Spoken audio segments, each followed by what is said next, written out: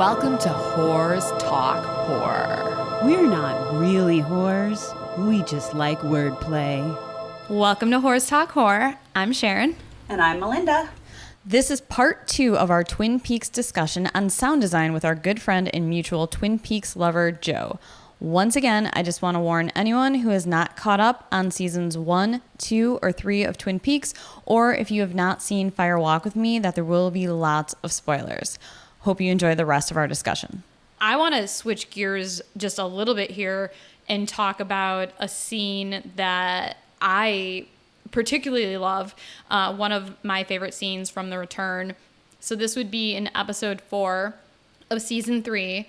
The first time that we hear any similar music from the original series, I mean, right away when we started watching the newest season, that was one of the main differences for me, was the sound and the absence of all the music that we heard in the original show.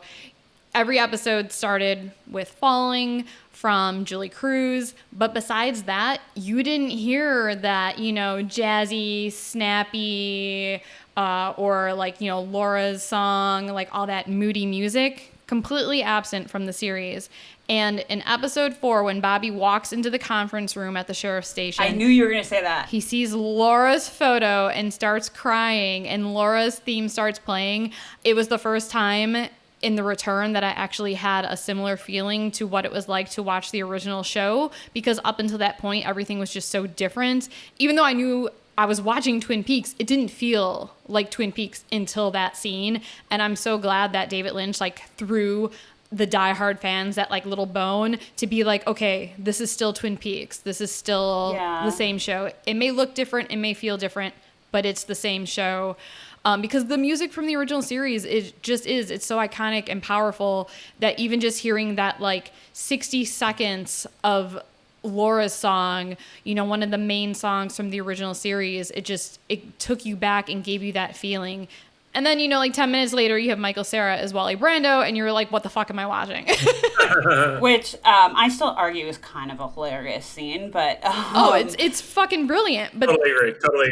Once again, it's that roller coaster of feeling. You're crying along with Bobby, and then 10 minutes later, you're laughing out loud because the scene with Michael Cera is just so fucking ridiculous. You're like, what the fuck is this show that I'm watching? Or as my friend said as we were watching the first 4 episodes, has David Lynch ever seen Twin Peaks? That's right. One final thought on this. The one issue that I do have with the whole idea of changing Laura's destiny, she suffers a whole lot in her life.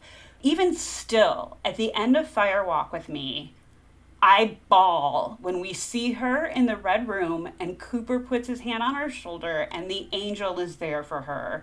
And she looks beautiful. She's smiling. She's laughing so hard. She's crying. And to me, I was like, she has finally been released from that pain. And so then the start of season 3, I kind of feel like, well, what happened? Almost that she got pulled back from that happiness that she had been trying to find for so long. And maybe there's more to that we need to learn about, but... That's a great point, and I don't have an answer to it, but I would like to segue from that into, you like one angel there in the red room? How about 2 angels in Laura Palmer? Aww. Which brings me to my next scene. Episode 14, again, another extended situation, probably almost 10 minutes of basically no dialogue at all. And it's with the sheriff's department group heading into the woods, going to Jack Rabbit's palace. And that ends in Andy going to what we've deemed to be the White Lodge and kind of, coming out from that. So this is, we talked about what is that Lynchian sound, and this is all of it. I mean, it's extended. It begins with them just kind of trudging through the woods, extended kind of diegetic wind sound, footsteps, rustling of them walking through the underbrush, babbling brook in the background for a long period of time, like we have a lot of in season 3, a lot of long cuts of just people driving, people standing or sitting in silence with each other, people walking in silence with each other. But it's not actually silence, right? There's always something undergirding that's really kind of driving our emotional response. Then they get to Jack Rabbit's palace. They're confronted with Nido, Diane, all of that. And then you get this vortex in the sky met with electricity, met with a lot of swirling wind. And you had the same kind of a thing a few episodes previously where Gordon Cole came across as in Buckhorn. And I was trying to watch them side by side, and it's perceptible. I'm surely not picking up on all the fine points, but the one in Buckhorn, which is a vortex to the convenience store and area of evil, is just much more chaotic. Like a lot more electricity crackling. The sound of the wind is far more up and down in terms of the frequency and the sound. Whereas what we see in episode 14 in the woods, which is going towards the White Lodge, there's still electricity, but it seems a little bit more white noisy. Like there's not a lot of ups and downs and peaks and valleys. It's pretty kind of static. Yeah. And the same thing with the wind sound. It's also just like a lot less violent and, a lot, less kind of volatility there.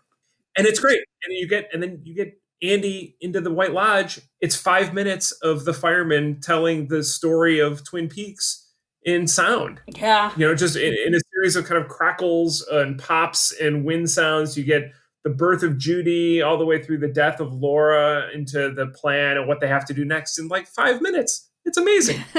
I also love that it's Andy who's chosen to see that personally. Absolutely. And Lucy then at the end, but like that to me also like just added to that moment. Absolutely. And I think it's because he's holding Naito's hand. Is that what we're supposed to take away there? Because like when confronted with this vulnerable creature, he's the one that's kind of offering the most solace and comfort, while she's kind of exposed and vulnerable in there in the woods. That's at least the takeaway that I had. I got the impression that in that whole, really, you're right, amazing, like, I don't want to call it a montage because it's better. I feel like there's a better word for what he sees, but yeah, the like retelling of Twin Peaks through sound and flash images. I took it to be that Andy, probably at that point it was subconscious because we love Andy, but he's, Andy. I think that he knew that who Naito was and that she needed to be protected. And then later in the second to last episode maybe or whatever, you're right, he is holding her hand and comforting her. And maybe that's why the firemen chose him specifically, because of that empathy that he has. But I was just going to say, he's the most empathetic out of all of them. So he could be, yeah, exactly, like feeling her emotions. He might be an empath where he's able to take in everything more than Bobby or, I'm sorry. Hawk. Well, but Hawk is, you would think Hawk would be like the one who would be in that situation. But yeah, he's also very empathetic, But Andy has his emotions right at the front there. I mean, if you look at like, what is it, episode 1, he's crying when he's taking the photos. And yeah, I think it's less about him actually holding her hand, but just more about who he is. And he was sort of meant to be the one to lead them to that next stage. Yeah. And so many of everyone in that room in episode 17 in Sheriff Truman's office, like they've all had a role to play, right? It's this insane menagerie of people that we've come to learn about and love along the way. And everyone kind of has their role as to what they're offering in this fight and what they're doing. And this seems to be the Andy role, right? So Bobby's has the relationship with his dad, and that's kind of he was able to open up the message to Jackrabbit's palace and that. You have Hawk in his conversations with Catherine and being able to find the diary pages. You have Sheriff Truman a little bit less so, but I think part of that is because he's not the original Sheriff Truman, but again, he kind of is leading this charge. And there's all your points, which is totally accurate, that empathy, that big goofy heart that Andy has just shining through and being put to great use.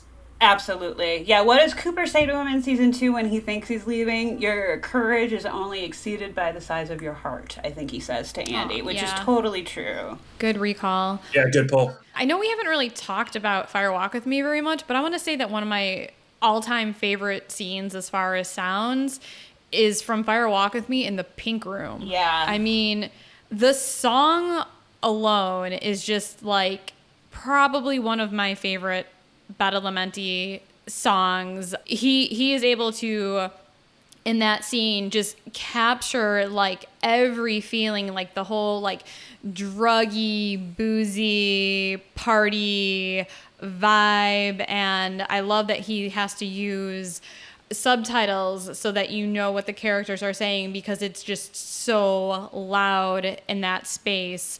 I can just listen to that music over and over and over again, because it really makes you kind of feel sexy. Like, you kind of like put yourself into like Laura's shoes, and like it makes you feel like her assertiveness and she's got so much confidence in that scene. I mean, doesn't that song make you feel sexy?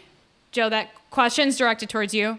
Oh yeah, no, it totally makes me feel sexy. I mean, few things don't make me feel sexy, but that's high up there. This kind of starts to lead into part of what I wanted to talk about later with the Roadhouse in general. One of my feelings initially about why I thought the Roadhouse songs we hear in season 3 were not random is because I feel like even in the first 2 seasons, it's pretty clear that like the Roadhouse, it's not just a bar. It's way more than just a bar. It seems to be some place where both the physical world and the spiritual world, for lack of better, like the Lodgeverse, I guess, they kind of are both in transition in that space. Like, emotions run high. People either fight or, like, you know, when Maddie dies, like that emotion sort of is transmitted throughout the entire bar. Like, even Bobby starts crying. There's a lot more to say to that, so I'll put in that. But Laura leaves her house to go meet Jacques at the Roadhouse and tells Donna to stay home.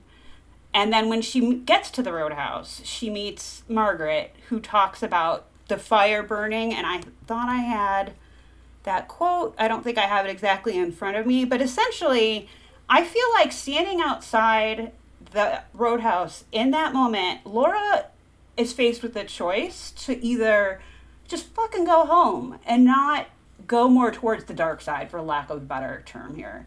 And she is conflicted, but then clearly decides to go through with her choice of going into the Roadhouse and then getting with those dudes and sort of destroying Donna's innocence in the process by showing Donna who she really is. So, yes, I think that scene is really amazing in the pink room, but at the same time, it's also, in this odd way, really horrifying, because it's like Laura's just given in. I mean, you know, sex is great. I'm not saying that, like, you know, oh, you evil sinners. But, like, she gives in to her carnal desires, essentially, and kind of forsakes going in a different direction. True. And so I kind of just feel like I love that song and I think it's awesome and I agree completely. But at the same time, it also is kind of a sad scene for me. Sharon, I'm glad you brought that up because that is an amazing scene. Song. That's a great scene. Absolutely. Who's next? Do we want to go into the Roadhouse and talk about the songs and the performances at the end? I kind of actually, before we get to the Roadhouse, I really want to talk about when we first see Laura in the Red Room in part 1. Okay. Yeah, please. Especially sound-wise, because I feel like, and I know when we watched the episodes at your awesome Twin Peaks party that you threw, Joe's gonna get upset now. Don't bring that up. Oh, sorry. I invited him. He thought I was kidding. Then he thought I didn't invite him. It's a touchy subject. Okay, I mean, it sucked. It was terrible. It was really boring. All we did was watch the show, and then we left in silence. It was horrible. I want to litigate this bit by bit for the next 15 minutes, please. Exhibit A. I'm going to pull up a text message. No. So I know that because we spoke about this like after, because we did like the first 4 hours that night, right? Sharon and Spencer, like they showed the first 2 parts together, and then you guys DVR'd the next 2, and we watched all 4 hours, and then we stayed up for the next 4 hours discussing it. It was rough. No one went to bed before 6 a.m. Oh my God. And so, but I remember though, after like our initial finishing of the 4 hours, you know, Cooper's come out and he's like this sort of immobile thuggy. And I remember Sharon and Spencer and whoever else that was still there at that point, at that late hour, we were kind of like, we don't know how we feel about this because we wanted like our Cooper back. But it is 25 years later, and people change, things change, and places change. And well, part of me felt like, oh my God, there's the double R. Like, I felt like I was back home again. It's like when you go home and you haven't been home in like however many years and it's still your house, but things are different. For me, seeing Cooper in the Red Room again, it was a big indicator that something's very wrong, like right from the start. And a lot of it was sound. In the first season, when we see the dream that Cooper has, it's very odd not having any sound at all, but then hearing just the slow approach of Laura's heels on the floor. In fact, one of my friends said that he thought that's the sound that Cooper hears at the beginning and that we hear, in part 17, but I don't think it is. But it's really uncomfortable because it's her heels walking, but obviously played backwards. And then they sort of recreate the dialogue to a degree, but have this other conversation. But the moment she gets up to kiss him, it's like they literally recreate the blocking from season 1. Absolutely. With the exception of there being no jazz playing, the man from another place is not there. All we hear is silence and her shoes making that weird noise. And while we still don't hear the whisper, we do hear Cooper's audible reaction to it, which does not seem to be positive. All of that made me so uncomfortable because I was just like, fuck, they're not going to let us off easy. This is going to be rough. And then, of course, we go from that silence to that flapping and the noise, and then, Laura disappearing with that amazeballs scream that she does. But it went from this literally very silent moment to her screaming horrifyingly. Like that, again, the extremes. How did you guys feel about seeing literally like almost the same scene reenacted, but something's wrong about it? And it's that disconcert. That's the word I'm looking for. It's disconcerting, but in a good way. We're speechless. I'm sorry. I'm going to say something that I can't. Let's not keep this in. But I was trying to think of. So the beginning of episode 18. Yes. All right. It starts with Mr. C in the chair and kind of him becoming marbled. Thank God. And then there isn't a revisiting of that scene, right? Of the kind of Cooper and Laura in the Red Room. There starts to be, but then actually, if you notice, and this is, I don't even know how I noticed this, but the first time in part 1, when we see Cooper go through that whole thing with stalling Mike and the arm and all that, the second time around, especially with Leland, when he sees him the first time, he enters from, I think, like we'll say... From Leland's right, as opposed to the second time Leland's left. Yes. I'm of the belief that we're seeing multiple time loops of Cooper, which is why I brought up that other movie that I won't name, because like when they see their doubles... Like that's I'm fairly convinced that like by the time we get to part 18, we don't even know. Cooper could have done this 1,000 times by now. We don't even know. I think the first time we see it is like literally his first time too. It was the sound or lack thereof that made me go, he's just not going to walk out of the Black Lodge and it'll all be well. Like this is going to be a rough journey. That could very well be the case. It's something I didn't pick up on, but that could very well be the case. Obviously, I was very excited to see a Red Room scene and see them back again. And it was the first time we're seeing Laura, I believe, right? Yeah. Was that the first? Yeah. So it was very exciting. But yeah, at that point, it was so early on in the show, I didn't have any thoughts on whether he was getting out of the Red Room or not. I mean, I know in teasers we saw Kyle MacLachlan not in the Red Room, so I knew he was going to be a part of the show somehow. Well, and it is 25 years later, so the door's reopening again, like they talked about in the first 2 seasons. So I kind of figured that, but it was so disconcerting and really eerie to watch almost the same exact blocking without that sound. Yeah, except, I mean, obviously there is differences. Laura opens her face up and there's a gold ball floating in the middle of, where where her brains and stuff should be. So I had no idea really what to make of any of it. you know, like mother, like daughter. Right. Well, yeah. I should mention though that all of this came to me after like numerous rewatches, not that first time we watched it for sure. Like this is like, Oh, okay. yeah. Oh God, no. Yeah. Like I was sitting there the first time around going, you know what this means? I'm not that smart. All right, so I don't think we can have a discussion about sound design without discussing episode 8 of The Return. So, Joe, did you want to say anything about that? Quite the undertaking, but I'd love to at least kick us off because it's something that is just continues to stick with me. It's something I rewatched twice over the past week, and I'm sure something similar is true for each of you because it's just so powerful. So, I mean, for episode 8, I mean, what we're talking about mostly is, I think the beginning is, you know, some real world stuff with Ray and Mr. C squaring off, followed by the performance by the Nine Inch Nails in the Roadhouse, which is also pretty dope. Put a pin in that too, because that's gonna come. That specifically is gonna come into play.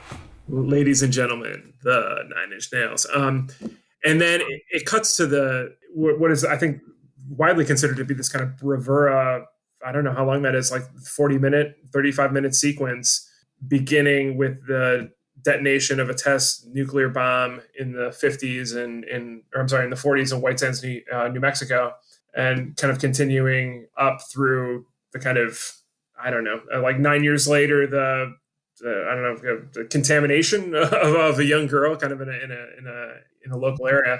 God alight. We're talking sound, and obviously the sound here is very powerful, but I'd be remiss to not talk about the image here. So it starts with this nuclear blast from a pretty far distance where you just kind of see the light of it. And instead of a boom, you're met with this piece, the Threnody for the Victims of Hiroshima, which is a composition for strings that was done by Krzysztof Penderecki in 1960. And it's just these high screeching strings, no blast sound. So, I mean, the blast sound is the strings. There isn't a regular kind of sound that you would equate normally with a blast, based on our experience consuming media like that. And then this slow, deliberate, grueling pan in just all the way into the mushroom cloud that just seems to take forever. And in a show that, again, on the visual side, I think looks lush in terms of production design, whether by design or not, some of the visual effects I think are a little goofy, and I think that maybe they're intended to be that way. And examples of this are like heads or bodies blinking out, the various tulpas that kind of blink out of existence or go from one realm to another.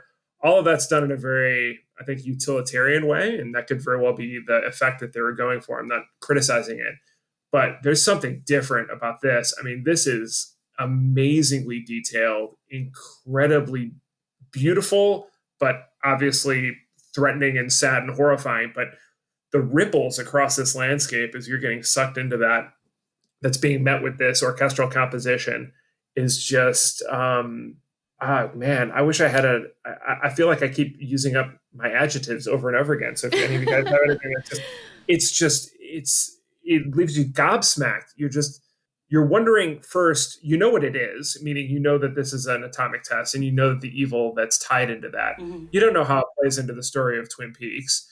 You're going to get to that, but you're just like, okay, so you're going to go back to this, again, more kind of elemental experience of this evil being unleashed in the world. And that's exactly what it is, right? The evil is being unleashed in terms of man being able to harness this atomic power for destructive capabilities. Mm-hmm. And the result of that is this seemingly the creation of, or the awakening of, or the strengthening of Judy, this other kind of demonic evil force that then, as this mother of destruction, kind of gives birth to Bob, gives birth to a series of eggs that seem to turn into these delightful cockroach frog figures. And gives birth to or awakens or is somehow tied to these to the woodsmen that have been in operation here, both in The Return and in Fire Walk with Me. There's a part of me that's like, well, this is very paint by numbers, okay, but it's not. But it's again the genius of Lynch and his collaborators, where you have, okay, so humanity created this evil. And then it kind of opened up or awakened this metaphorical and in the Twin Peaks world, all too real kind of actual evil. That's a little neat, but the way that it's presented, there's a 2001 soundscape piece of kind of going through these incredible visuals met with these incredible deep auditory pieces of again, electricity, trills, a lot of instrumentation, low thrums, just the entire kitchen sink. I mean, everything that they probably tried to come up with, they've layered it in here. It's exhausting almost watching it because you're just left trying to kind of use your senses as much as possible to just suck as much of it in and process it as much as you can, whether for meaning in terms of what this means for the Twin Peaks story or just meaning for yourself. Like, what are you getting out of these images and sounds? How's it making you respond? Is this something that you're frightened of, excited by? What comes next? It's just something that I think in this season, he does such a great job of. Just so much of it is not holding you by the hand. Yeah. So many of these sonic cues and everything else is just, here is this. Here is a long set of just pure experimental, like Stan Brakhage, like visions and sounds joined together. What is it that you're going to make of that in your own mind? Sure, I'm going to give you some guidance along the way as it relates to the narrative of Twin Peaks, but these are things that are meaningful to me. These are things that I think are telling as it relates to the human condition and what we're all considering, and how is it that you're going to respond to that? So I know that's a lot, but it's just it's so damn good. Yeah. Again, going back to the books, not to get too far away from sound, but they do in the Secret History of Twin Peaks, the like prequel to season 3, sort of, but not really. They do talk about Jack Parsons and his work with working on rockets and bombs and then meeting L. Ron Hubbard and Crowley and all that kind of stuff, which I'm not a huge expert on those guys, but that was all happening at the same time. So like the idea that in real life there were these people that had this belief that they could summon a demon through the use of excessive power and force, either psychically or whatever, and then translating that into almost happening literally on the screen with like the explosion resulting in, you know, the mother or whatever. Like, it just boggles my mind how much they've managed to wrap in, not just design wise, but like, what's the word I'm looking for? Words are hard. Well, with actual history too. Right, Yeah. The actual history, right? Yeah. Yeah. I didn't know that. That's definitely additive to that. That's crazy.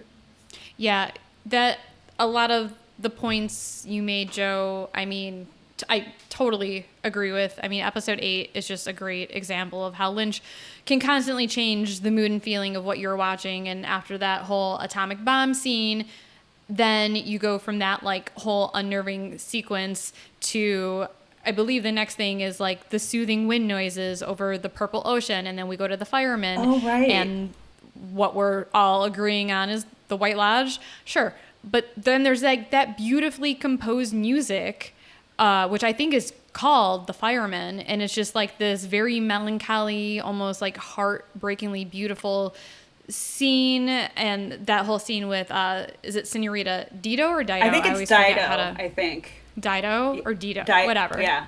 I know who you mean. Everyone knows who I'm talking about. But yeah, you have that beautiful scene. And then you're going right back to gotta light, you know, and then there's that scene. So you're like on edge again and you're terrified. And then you go into My Prayer by the Platters, which is like, oh, okay, this is nice. And then, no, it's not nice because there's skulls being crushed. And then there's those noises, which, God, I don't think they'll ever reveal what they did to get those skull crushing noises. But like those are visceral. Yeah, and I so appreciated how the camera stayed put, but like he pushed the guy down and all you heard was that sound. Like that was more evocative to me than if they showed him actually like breaking the guy's face open. Oh my God, it's just brutal. Absolutely. And then, as you said, Joe, you're kind of assaulted with like these visual and auditory, you know, experience, and then the end of it ends in silence. I mean, you hear like horses whinnying off in the distance as the woodsman leaves, and walks off into the dark. And then you're taken back again to what we now know is young Sarah Palmer sleeping. And then it's just like basically silence. I think there might be like some cricket noises or whatever, but you're just sitting there like what the fuck did I just witness? And also, I don't think there has ever been any movie or TV show ever that has a mix of those sounds. Like, I mean, everything about it, it's visually stunning, but I kind of want to watch that entire episode just with, wait, you did that, didn't you? When we watched that, Spencer? Didn't you watch that entire episode with your eyes closed, or was that another episode that we watched? No, it wasn't that episode. I think it was maybe episode 3 or something. But yeah, when we started rewatching these, I think it was episode 3. I was like, I'm going to just close my eyes and I'm going to listen to the whole thing, which was kind of just an interesting experiment because you're not being distracted by the visuals at all, and you can really focus on the sounds. Wow. Just say you're scared. Just say you're scared. Just say it. Just say it. Say you can't take it anymore. All right, so I have a quick fun fact about part 8. So this, I think, came from Reddit when the woodsmen are introduced at the beginning of the episode and they start kind of like dancing around Mr. C and rubbing blood all over his face. The music from that scene supposedly is a quintuple slowed down version of Moonlight Sonata from Beethoven. Ooh. Did not know that. And that's one of my favorite songs. Yeah, it is. I mean, there's something on YouTube of a sped up version. So it certainly is the melody.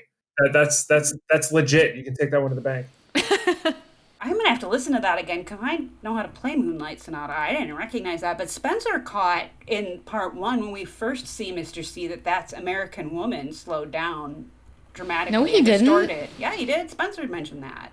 What did I say? You were the one who said when we see Mr. C driving for the first time in part 1, I think, you were the one I thought who told me later that song that we hear, that drum and the weird voice, that's American Woman just completely slowed down and distorted.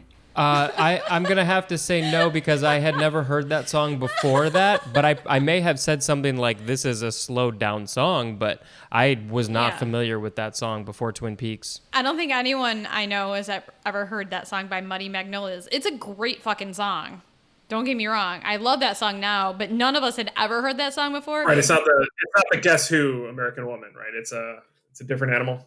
Yeah. It's in the credits, too, and maybe it was Andy then. I don't know, but because I remember being like, fuck you, and then I looked it up, and I was like, in the credits, and I was like, oh, I guess they were right. I wish I could take credit for that, but I can't. Spencer, just do it. No, I'm kidding.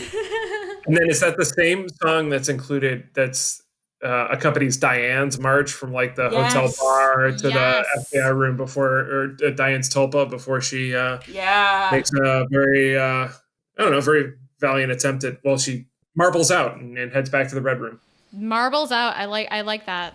But I could go on about that too, but she fights it though, because she's still Diane underneath and she knows she's not real. Yeah, and that's when she opens up about the rape from Mr. It's horrifying. It's amazing, this show. It's the roller coaster from kind of almost within each scene as it relates to the highs and lows, and that's one where it sticks with you. It's traumatic. Yeah, I mean, I have trouble watching that monologue that she does because she's so fucking good anyway, and it's so uncomfortable and horrifying. But it wraps up perfectly, though, with Mike revisiting his "You were manufactured," and her responding, "I know, fuck you." Any final thoughts on part 8 before we move on to the Roadhouse? And then I just have one thing to add, because you, Sharon, you had mentioned the Firemen theme.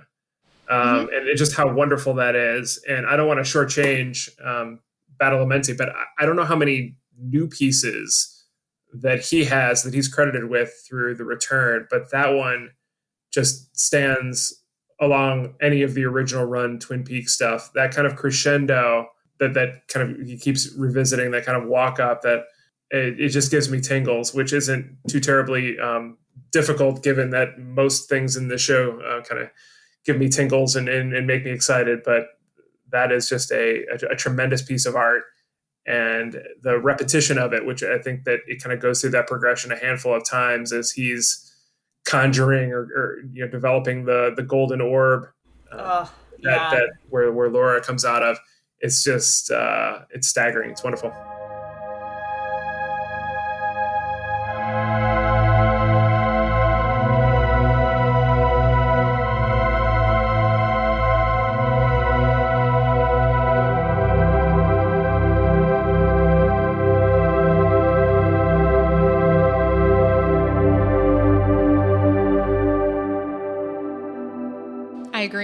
has that crescendo the same way that Laura's theme does, where it just keeps building and building and building until Yes. Yeah, totally. Climax? I was going to say auditorily orgasm or... All right. Yeah. On that note. Yeah, auditorily orgasm. So should we end our discussion basically with the Roadhouse, since the Roadhouse is kind of the ending of all of the episodes in The Return?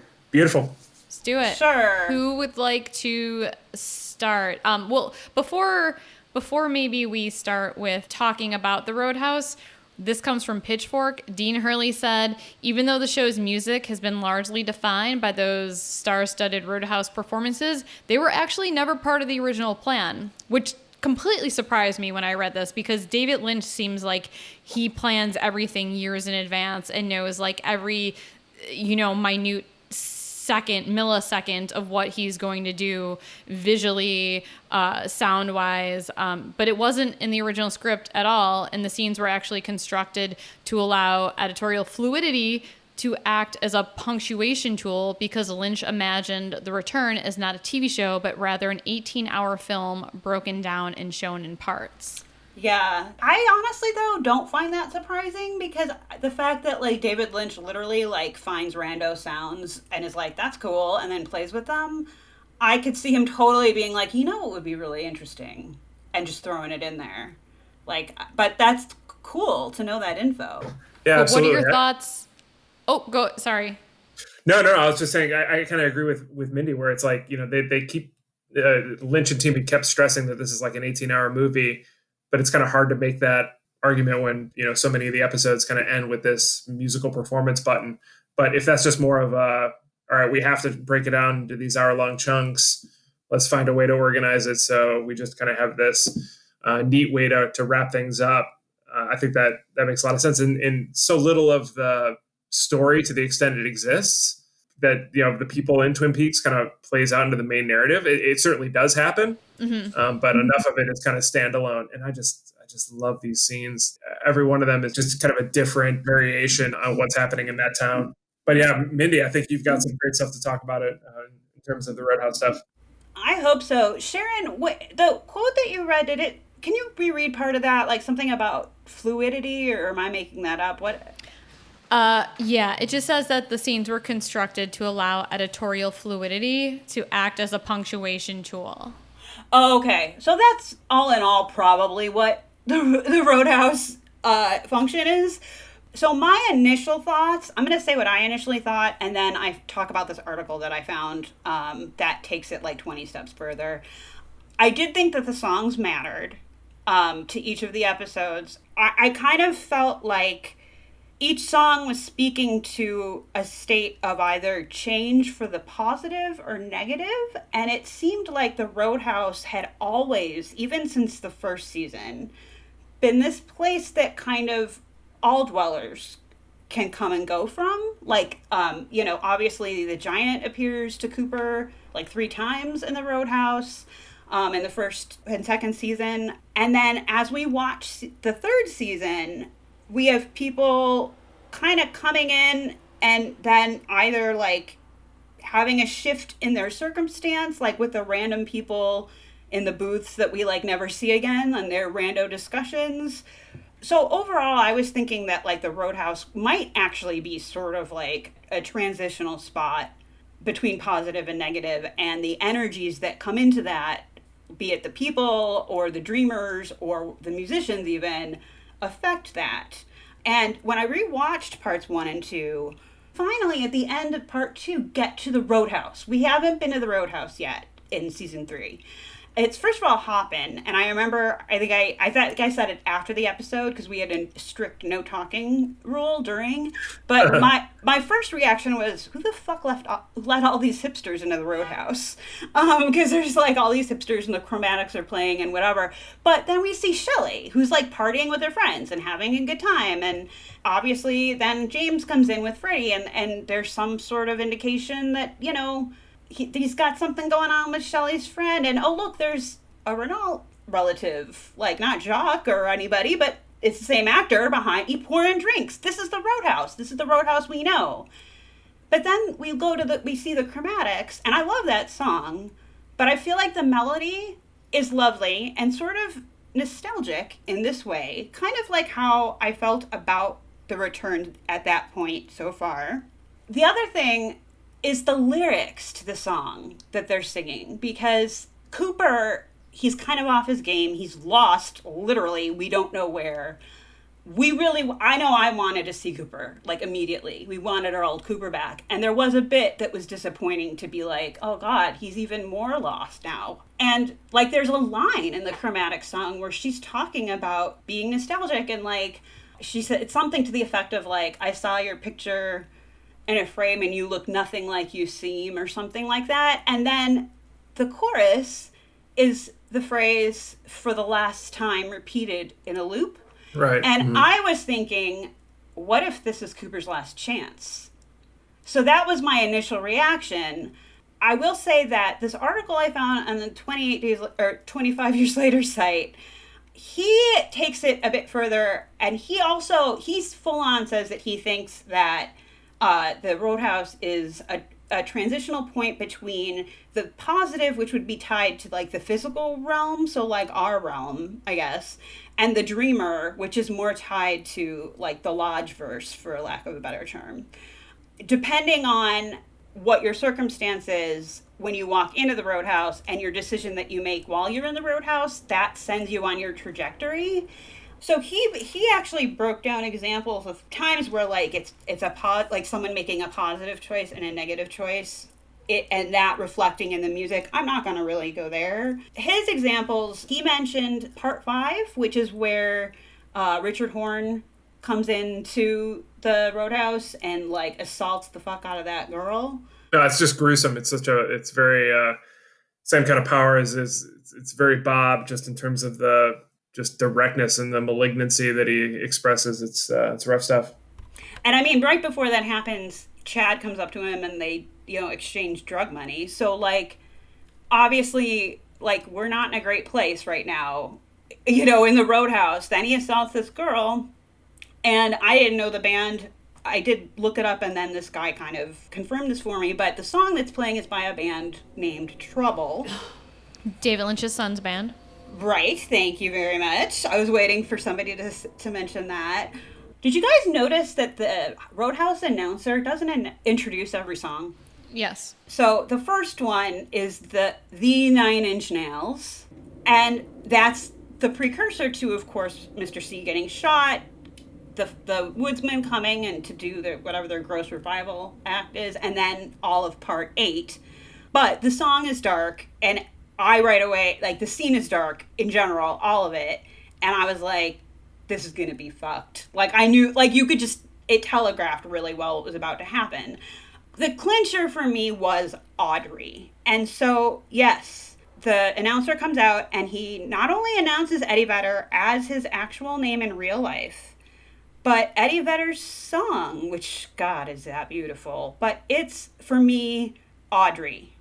The lyrics is, now it's gone, and I am what I am, who I was, I will never be again, running out of sand. And I just was like, that's Audrey. And the song ends, and this is where I was like, this is not it's a real place, but there's something supernatural happening, because then, of course, the announcer announces Audrey's Dance, which is, of course, the name of the track on the soundtrack. It was never referred that way in the first 2 seasons. So that's weird. Very meta. Right, yeah. And she gets up, people make way for her, and God, is that a beautiful scene. Somebody online, it actually might have been Reddit too, but was saying that she has a choice to make to, like, maybe choose to go with the reality or choose to stay in the dreamland. And her that beautiful dance is, again, violently disrupted by loud noises and violence and a fight. And she's shot back. No transition, no warning, no nothing, to this other realm that, according to the final dossier, they said that she was institutionalized. But my thought is that Audrey is still fighting to come back from whatever trauma that happened to her after the events of the season 2 finale. and she's not lost. Not all hope is gone yet, but because clearly she's still going between two worlds. I mean, she literally gave birth to not a tulpa, but like a half Lodgeverse person, like with Richard.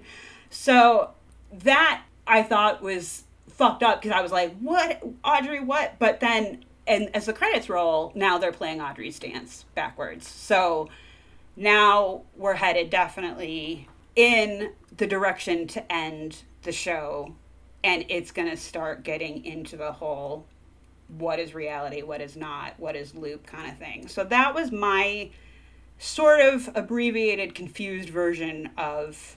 That was abbreviated? Sorry. The author actually talks about each song, and he talks about, and this is why I was like, I'm not going to get into this because I could talk about this for hours, but he even mentions the lighting designs and how they relate. Yeah, I just think that for whatever reason, the Roadhouse it has a connection to the Lodgeverse, and it's where we know that, in the first 2 seasons, everybody would come and meet and hang out, and that was their spot. But then the Lodgeverse people would come and hang out there too, and deliver messages and blah, blah, blah. Right. So I especially with that chromatic song, the very first time we watched parts 1 and 2, I felt that was talking about Cooper, like, instantly, and then the return in general.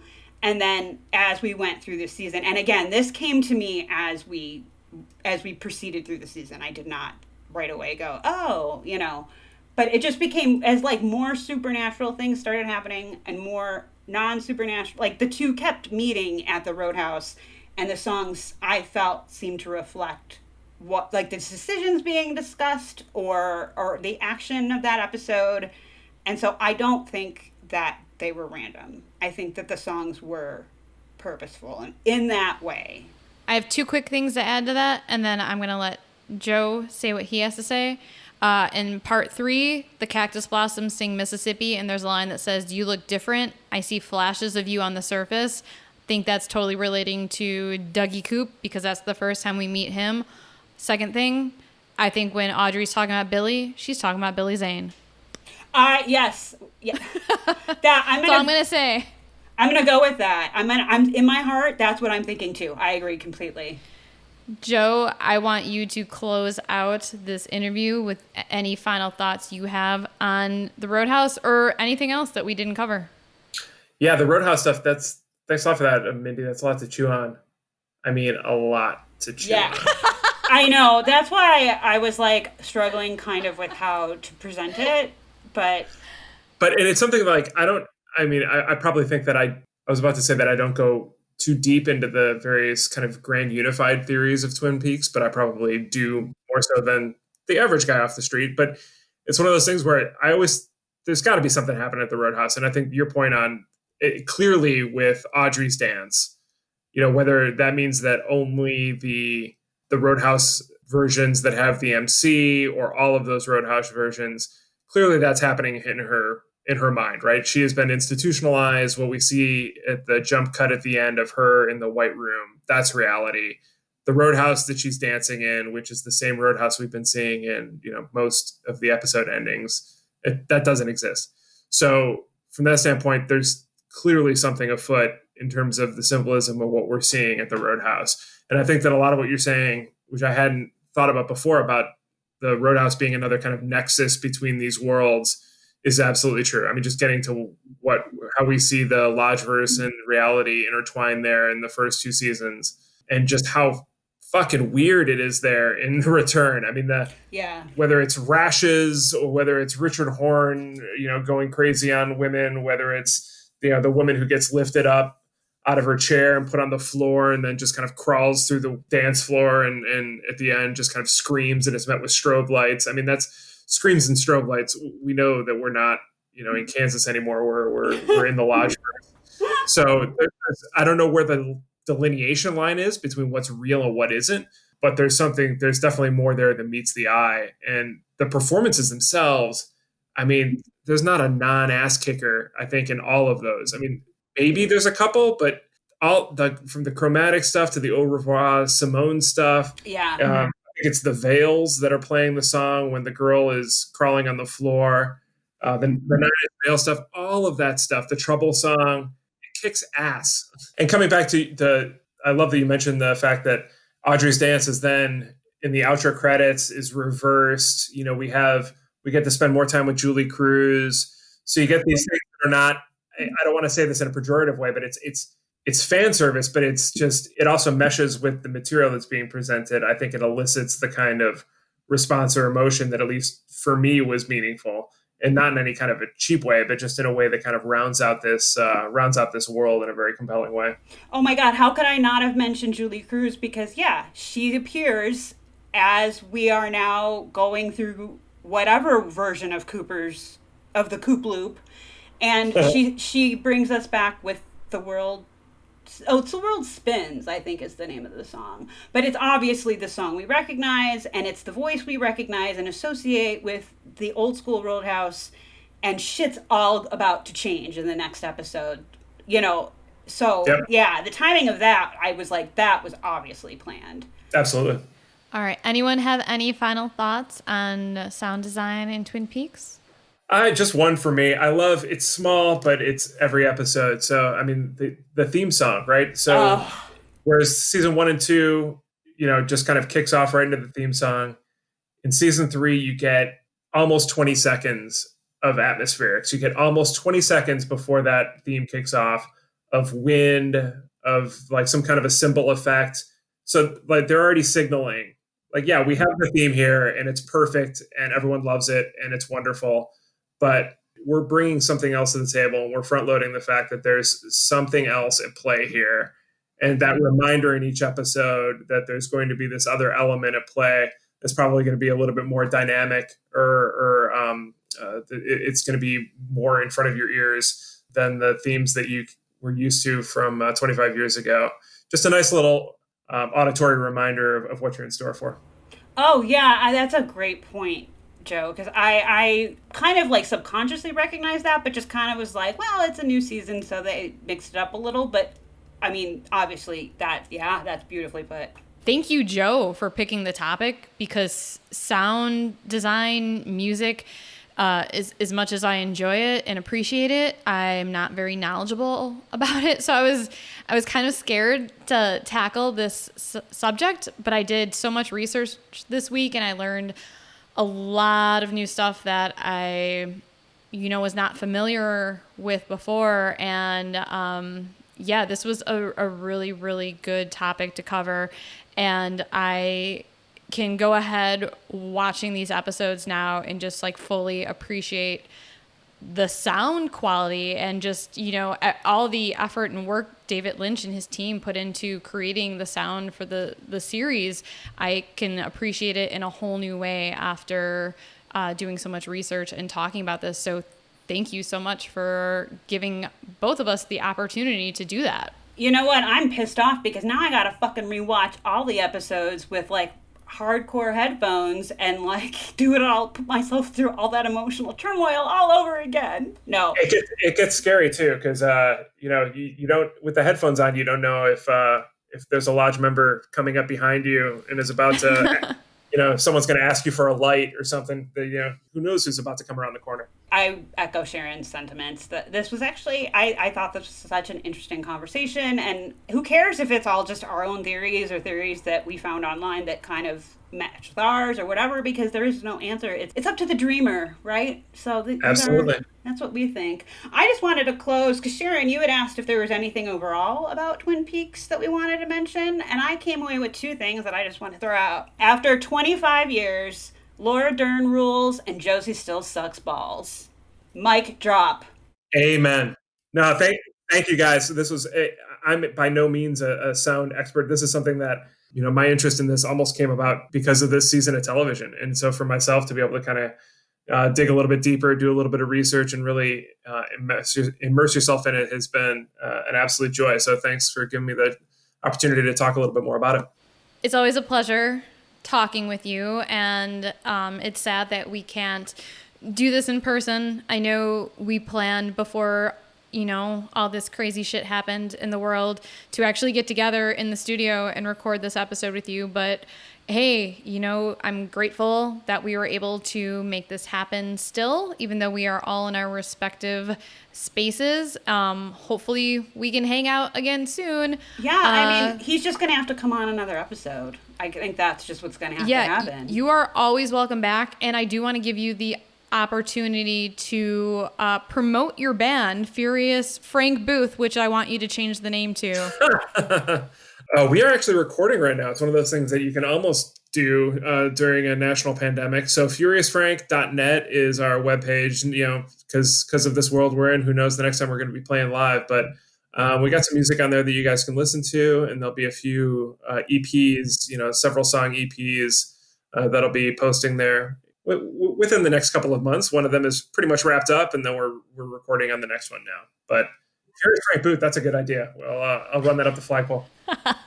I know that we're biased, but we've seen Joe's band play a few times, and they're always a blast. So I think I can speak for Sharon and Spencer and say that we recommend them highly. Absolutely. When the universe aligns in the future at 2:53 on some day and everything's safe again, we'll play some songs, and you just drive under your nearest high power tension line or your electric lines, and you'll be taken right to the realm of Furious Frank. Awesome. I can't wait to do another Twin Peaks episode. This was so much fun. We hope that you all enjoyed it too. Thank you for listening to us. Please rate and review us on whatever streaming platform that you listen to us on. Like we have said, it does help us get more exposure. It's free. It only takes a few minutes, so we would really, really appreciate that. If you are able to, please subscribe to our Patreon if you want to have early access to episodes, see exclusive posts, receive cool shit, and the link to our Patreon can be found in our Instagram bio. Check us out on social media.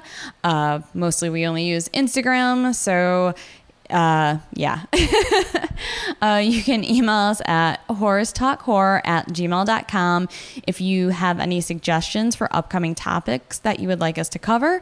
You can also share any ghost stories, creepy stories, true crime stories, any other stories that you may have that we can read on our show.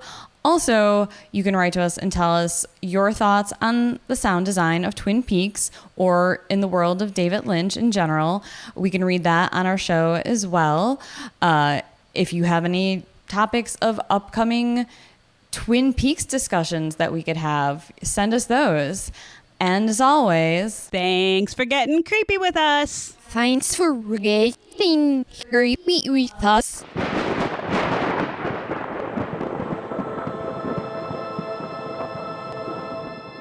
Sharon, do you want a beer? Oh my God.